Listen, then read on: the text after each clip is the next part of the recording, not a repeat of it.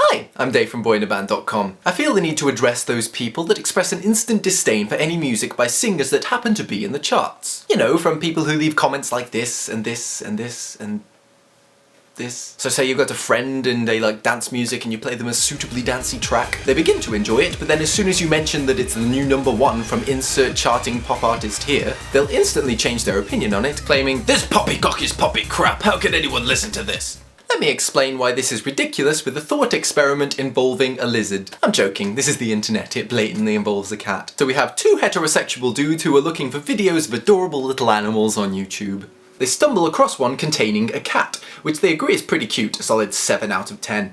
Then they scroll down and notice the view counter is at 400 million views, and that this is the latest feline sensation that was taking over the internet. The second dude is overwhelmed with anger at the cat and feels an uncontrollable compunction to express his newfound anger in the comments, saying, "This cat sucks, it isn't even cute, it's all the video editors adding effects that make it look adorable, where's the caps lock key? Oh there." The adorability of the cat remains a constant 7, but because it's so popular, dude number 2 has preconceived ideas of why he shouldn't enjoy it. And as we know, the boson particles in the Higgs field give mass to the other particles, increasing our understanding of the universe. Science! Science! Science! Science! Now, I've mentioned in a previous video how non-musical things can understandably have an effect on your perception of music, but I've also noticed these people using a lot of flawed arguments when they defend their position, often saying something along the lines of, "Well, they didn't even write it." And if that's their argument, then why is it that these same people will rave on about their favourite actors in their favourite movies, and they don't seem to get frustrated when the actors' names are the focuses of the movie trailers rather than the writers who conceived the idea? If it's okay for people to take different roles in that field, why not music? Why not Zoidberg? And anyway, if this is your issue, why not take the time to find out who actually wrote the song? It was probably Max Martin.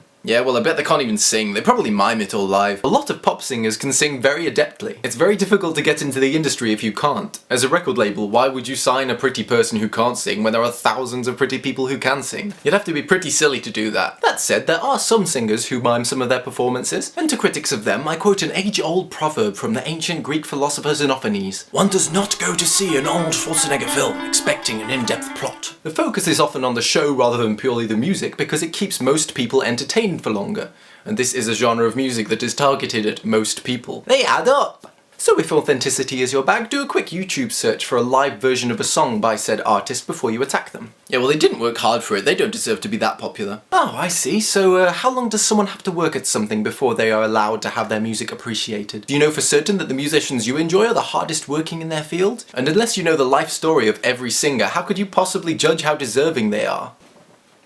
This seems like a ridiculously wild accusation to throw at people. Ugh. Oh god, it's so wild! Yeah, well anyway, all that's made for money, it's not for the love of music. If the corporate aspect of pop music bothers you, don't buy it. If only there was a way to access music without paying for it and only support the artists you wanted to with your money. So with those arguments out of the way, I feel a lot of people think of pop songs as something to be ashamed of enjoying, that by listening to them you're somehow less intelligent or something. Which is ridiculous, because if you compare your vocabulary with theirs, you're way smarter. Even people who enjoy it often refer to it as a guilty pleasure, and that's what seems pointless to me, not pop singers. You shouldn't have to feel guilty about liking music just because people will assume that you like the ideals and images surrounding it. If you were a Harry Potter fan, people wouldn't expect you to start believing that English people had magical powers.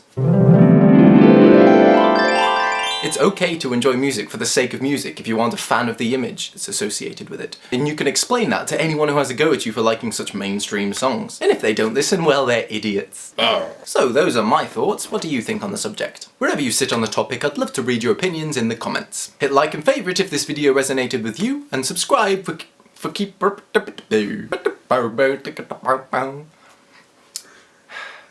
And share it with a friend who loves Britney Spears. Doesn't love Britney Spears. Share it with someone who'll get angry at me. It'll be pretty funny. Cheers for watching and have a nice day!